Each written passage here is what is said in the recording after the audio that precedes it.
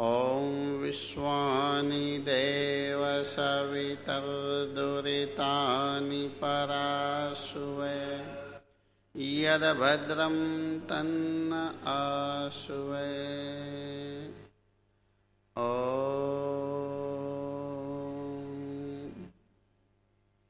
अस्तु।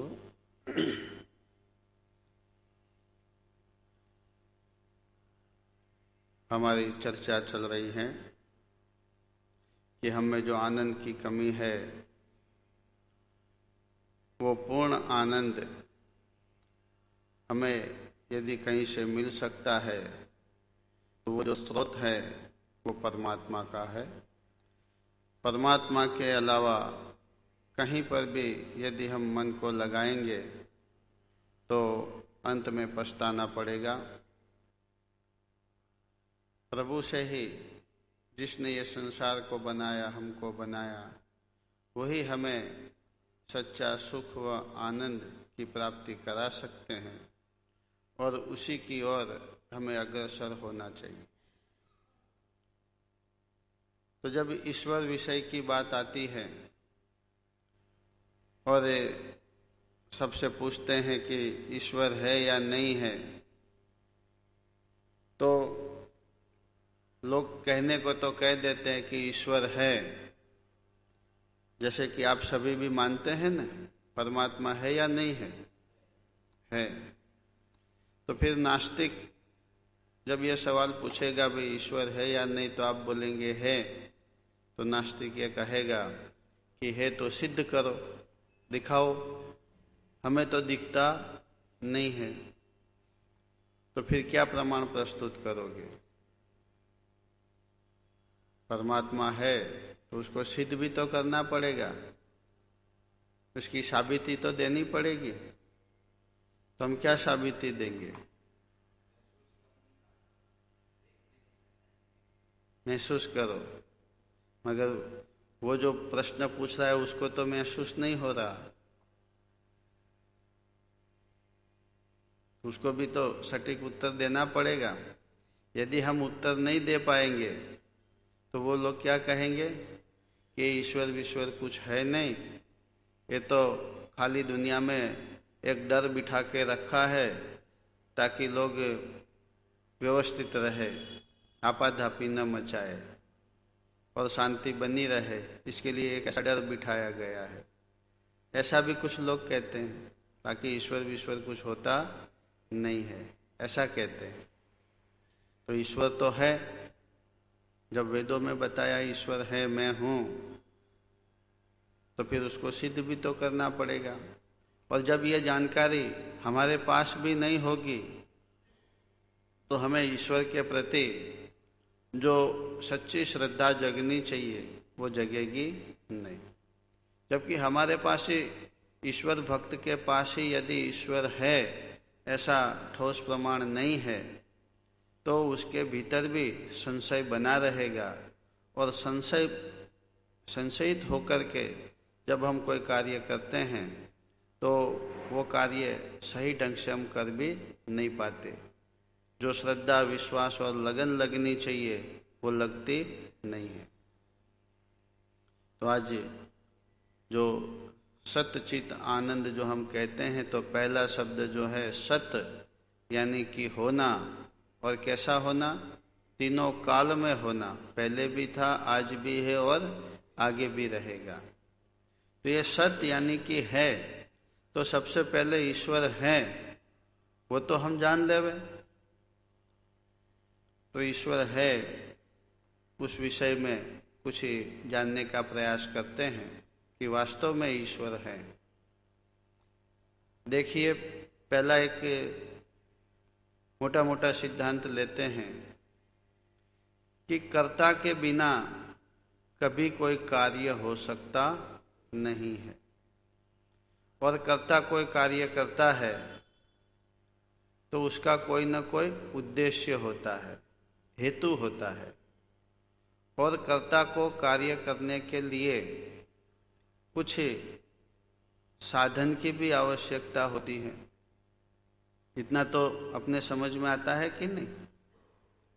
तो अब जब हम किसी वस्तु को देखते हैं, जैसे motor, bike, car, TV, fridge, तो ये कुछ न कुछ कार्य तो दिखता है कि नहीं? तो उसके बनाने वाला कोई ना कोई करता होगा या नहीं होगा? अवश्य होगा। बिना बनाए तो कोई वस्तु बनती नहीं है। और बनाने वाला जो होता है वो जड़ होता है या चेतन होता है? चेतन होता है। अब इसी दृष्टांत से, यही सिद्धांत से अब वस्तु बदल देवे। ये जो सूर्य, चंद्र, पहाड़, पर्वत, नदी, नाले, समुंदर, ये सभी भी कभी न कभी तो बने होंगे या नहीं बने होंगे? कि सदा से थे? तो अपने आप तो कोई वस्तु बनती नहीं है। और ये कभी न कभी बने थे, सदा से तो है नहीं। तो ये कभी न कभी बने थे तो किसने बनाए थे? अब इसमें हम चिंतन करें तो हम और आपने तो नहीं बनाया, हमने और आपने तो नहीं बनाया। क्या कोई वैज्ञानिक ने बनाया? तो वैज्ञानिक ने भी नहीं बनाया। तो मनुष्य में भी जो बुद्धिशाली होता है, ऐसा वैज्ञानिक भी इसको बना सकता नहीं है। तो कोई न कोई तो है जो संसार को बनाता है। इसी प्रकार हम हमारे शरीर को देख लेवे। क्या ये हमारा शरीर हम स्वयं बना सकते हैं? तो स्वयं नहीं बना सकते। स्वयं बना सकते तो कभी कोई छोटा मोटा अकस्मात हो जावे और कोई अंग में हानि पहुंचे तो वो तुरंत दूसरा बना ले और लगा दे, मगर ऐसा हो सकता नहीं है। तो हमको किसने बनाया? कुछ लोग ऐसा भी कहते भी माता पिता ने हमको जन्म दिया, ऐसा भी कहते हैं ना, माता पिता ने बनाया हमको। तो माता पिता से पूछते हैं क्या आपने हमें बनाया? तो वो भी उत्तर देते कि नहीं, हमने भी नहीं बनाया। यदि माता पिता बनाना जानते तो वो भी जब हमारे शरीर में कोई हानि पहुंचती तो वो दूसरा अंग बना करके दे देते। और जो बनाने वाला होता है उसकी बनावट उसको पहले से मालूम होती है या नहीं होती है? कि मैं स्कूटर बना रहा हूँ, कार बना रहा हूँ, साइकिल बना रहा हूँ, मोबाइल बना रहा हूँ, बनाने वाले को जो चीज़ बना रहा है उसका पता पहले से होता है कि मैं ये चीज़ बनाऊंगा और ये ऐसी बनेगी। तो क्या माता पिता को ये पता है कि मैं बेटा बना रहा हूँ या बेटी बना रहा हूँ? उसको ये पता होता नहीं है। कब आत्मा शरीर में गर्भ में आ जाती है, कब मस्तिष्क की रचना हो जाती है, सारे अंग उपांग सब बन जाते हैं और माता को भी उसका कोई ज्ञान रहता नहीं है। तो यहाँ पर बनाने वाला कौन है? ईश्वर है। हाँ, ईश्वर ही बनाता है हमें, माता के गर्भ में बनाता है।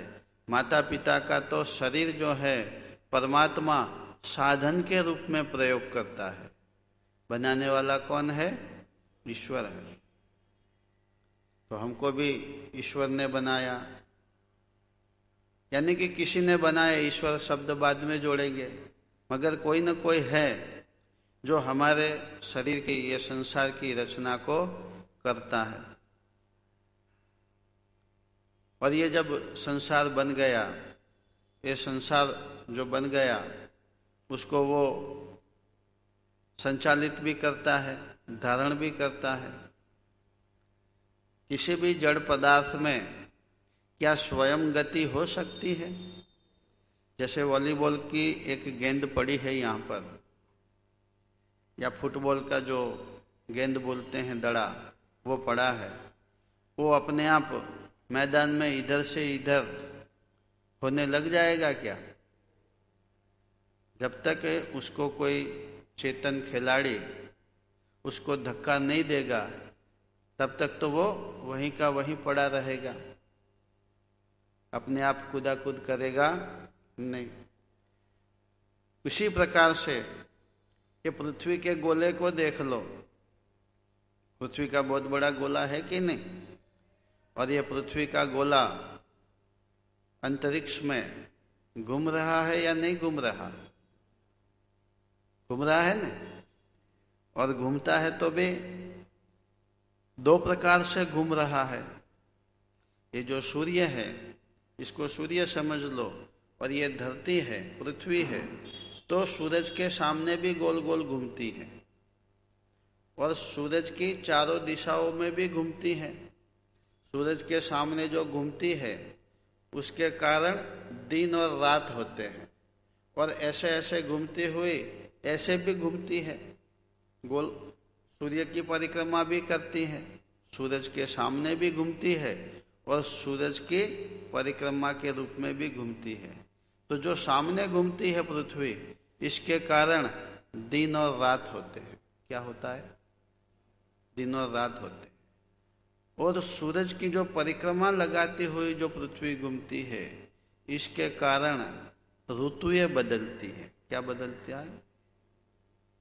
और ये जो ऋतुओं का बदलाव आना, दिन और रात्रि का होना, कभी किसी इतिहासकार में ऐसा कहीं लिखने को, सुनने पढ़ने को मिलता है क्या कि आज से कुछ समय पूर्व दिन का दिन ही रहा, रात हुई ही नहीं? ऐसा कभी जानने को इतिहास में भी मिलता है? और क्या आगे भी आपको ऐसा लगता है कि कभी इसमें कुछ डिस्टर्बेंस आ जाएगा, दिन का दिन ही रहेगा?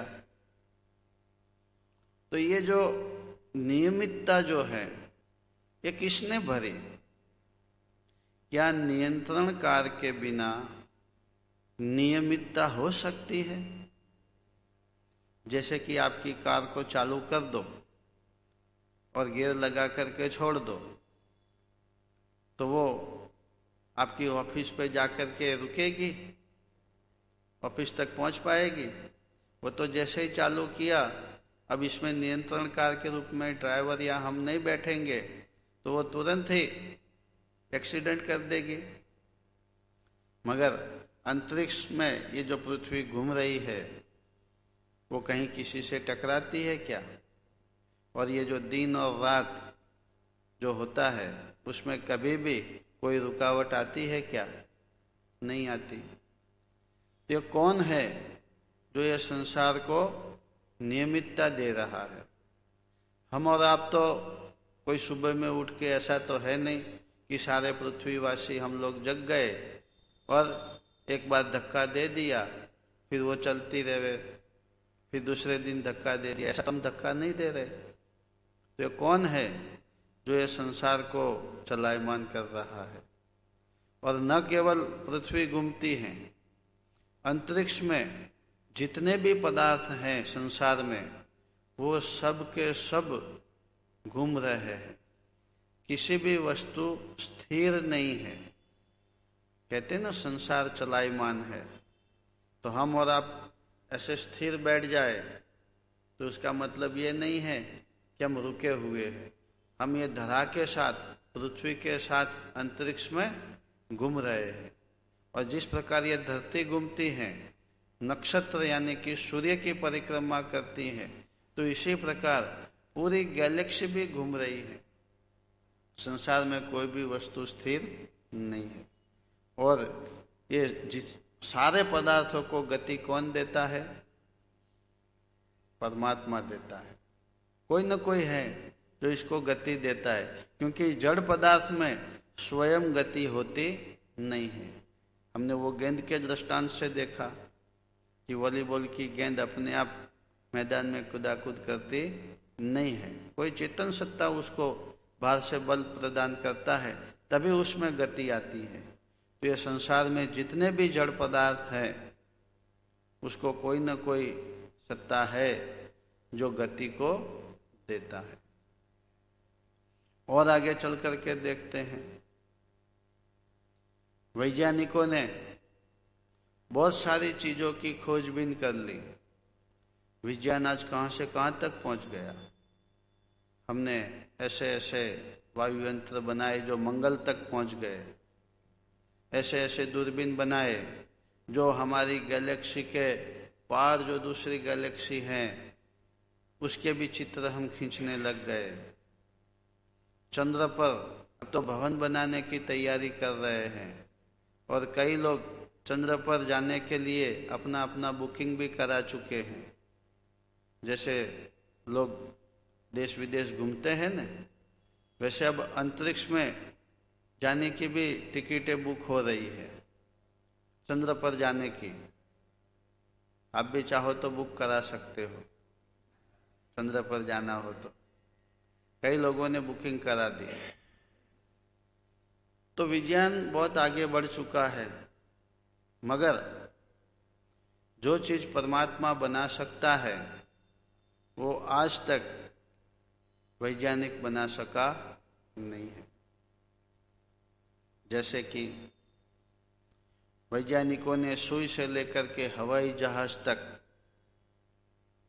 बड़ी बड़ी खोजें करके, बड़े बड़े छोटे से लेकर के नैनो टेक्नोलॉजी से लेकर के बड़े बड़े यंत्र तक वैज्ञानिकों ने रचना कर दी, मगर उसके हाथ में एक ज्वार का या बाजरी का या तिल का एक दाना रख देवे और उसको कहें कि इसका डुप्लीकेट बना करके दे दो, जिसको बोने पर उगना चाहिए। ऐसा कोई डुप्लीकेट बीज बना सकता है क्या? किसी ने बनाया? तिल की फैक्ट्री, जुआर, मक्का की कोई फैक्ट्री लगी हुई है क्या कि जिसमें जुआर, बाजरी, गेहूं, चावल उत्पन्न होते हो और जिसको जमीन में बोए तो वो उगते भी हो, एक दाने के 1000 दाने भी होते हो। ऐसे बीज कोई बना सकता है? तो ये बीजों का बनाने वाला कौन? यहाँ पर मानना पड़ता है कि कोई न कोई सत्ता है, ठीक है ना। तो हम जो भी कर्म करते हैं तो कर्म करने के साथ हमें कुछ अनुभूतियां भी होती हैं, होती है कि नहीं। जैसे कि हम अच्छा कर्म करने निकले और अच्छा चिंतन करें तो आनंद, निडरता, निर्भीकता, साहस, बल, पराक्रम ऐसी अनुभूति होती है कि नहीं। हाँ जी।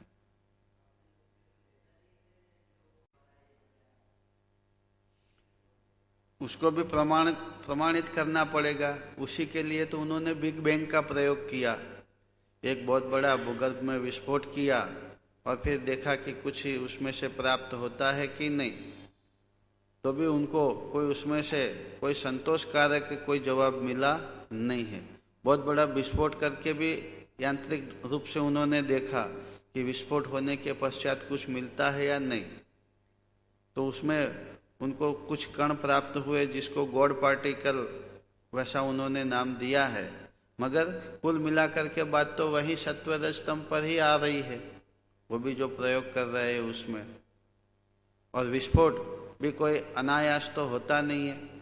जड़ पदार्थ जो है वो उसमें अपने आप तो कोई गति तो होती नहीं है।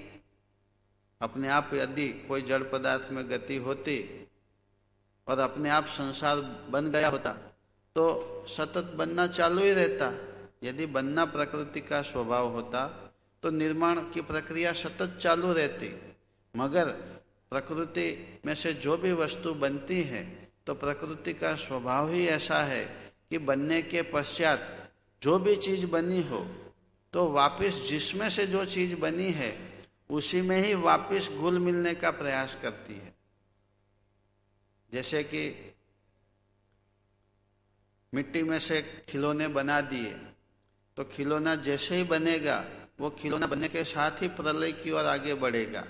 धीरे धीरे उसमें कमी नमी आती जाएगी और धीरे धीरे इसमें गिसावट आदि होकर के वापस वो मिट्टी में मिल जाएगा। जो चीज जिसमें से बनती है प्रकृति में से वो चीज वापस उसी में ही मिलने का प्रयास करती है, चाहे उसका प्रयोग किया जाए चाहे न किया जाए। काल का, समय का अंतर हो सकता है, कुछ चीज बनने के तुरंत बाद वापस उसी पदार्थ में मिल जावे, तो किसी को 1 दिन, 10 दिन, साल, 10 साल, 15 साल, 100 साल, 1000 साल भी लग सकते हैं। और जैसे कि प्रकृति बनी है तो उसकी भी डेंसिटी परमात्मा ने बता रखी है कि कब तक ये टिकेगी। तो जब तक ये 4 अरब 32 खरब वर्ष तक ये संसार बना रहेगा, क्योंकि जिस प्रकृति में से यह संसार बना है उसकी अवधि इतनी हो सकती है। इससे आगे फिर यह संसार जो मटेरियल में से बना है इससे अधिक टिक सकता नहीं। तो वैज्ञानिक लोग ये जो कहते हैं, कुछ वैज्ञानिक ये भी दावा करते हैं कि तो सारा ऑटोमेशन है। क्या कहते हैं? ऑटोमेशन है। तो आप भी जो घड़ी पहनते हैं उसमें से कुछ घड़ियां ऑटोमेटिक घड़ी भी होती है जिसमें चाबी भरनी नहीं होती। एक बार चाबी भर दी, फिर कायम के लिए जितने भी जिंदा रहो जब तक पहनो, उसमें फिर चाबी देने की आवश्यकता रहती नहीं। मगर वो जो घड़ी, ऑटोमेटिक घड़ी अपने आप चलती रहती है, उसमें भी एक बार तो चाबी भरनी पड़ेगी कि नहीं। और ये जो ऑटोमेटिक की जो सिस्टम है वो भी तो किसी को बनानी पड़ेगी कि नहीं। अपने आप भी कोई ऑटोमेशन आता नहीं है। तो कहने का तात्पर्य ये है कि संसार जो है ये किसी न किसी ने बनाया है। और जो हमारी चर्चा चल रही थी कि हम जो अच्छे बुरे कर्म करते हैं, तो अच्छे कर्म करने के साथ साहस, आनंद, ज्ञान, बल, पराक्रम इत्यादि शुभ गुणों की हमें अनुभूति होती है। और जब बुरी योजना बनाते हैं तो भय, शोक, लज्जा ऐसी अनुभूति होती है। तो ये अनुभूति कराने वाला कौन? यदि आनंद और भय की उत्पत्ति हम स्वयं कर सकते हैं तो बुरे कामों में भी हम हमेशा आनंद ही उत्पन्न करें और मौज में ही रहे। हमें तो आनंद में ही रहना है। तो आनंद क्या हम स्वयं उत्पन्न कर सकते हैं? नहीं कर सकते। तो इस प्रकार परमात्मा सबके भीतर बैठा हुआ हमें इस प्रकार से प्रेरणा भी देता रहता है। तो ऐसे कुछ प्रमाण है जिससे ये सिद्ध होता है कि परमात्मा नाम की सत्ता है। तो परमात्मा है या नहीं है, इसमें किसी को कोई संशय रहा क्या? हट गया? ईश्वर है ऐसा पक्का हृदय में हो गया? तो अगली कड़ी में ईश्वर के विषय में कुछ और जानने का प्रयास करेंगे। अभी आज इतना मन पक्का कर लो कि परमात्मा नाम की सत्ता है। यदि कोई नास्तिक आ जावे तो हम उसको इन्हीं चर्चा से उसको सुना करके उसको उत्तर देने का प्रयास करेंगे। और ये समय की अवधि हो चुकी है। ईश्वर से का ध्यान करें। पवित्र परमात्मा हमारे अंतःकरण में शुभ प्रेरणा करता रहे। इन्हीं भावना के साथ ओमकार का उच्चारण।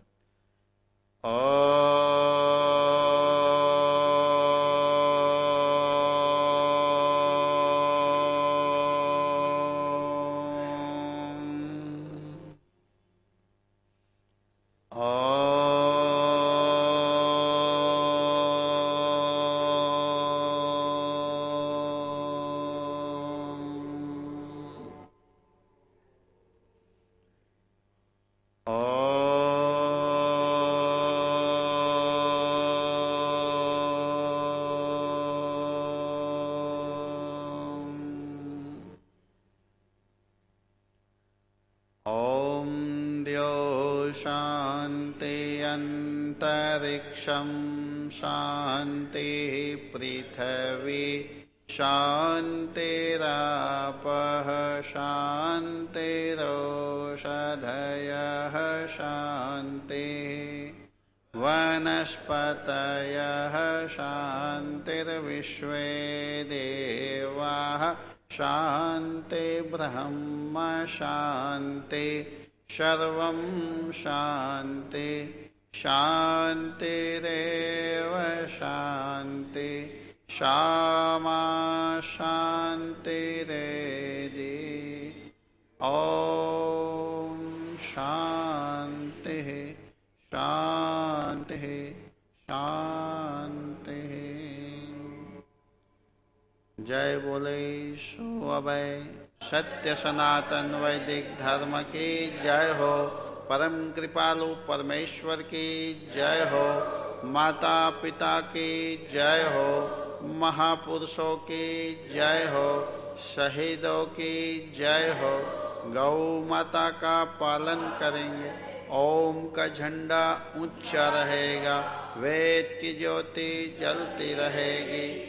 वंदे वेद मातरम। वैदिक मंगले ध्वनि।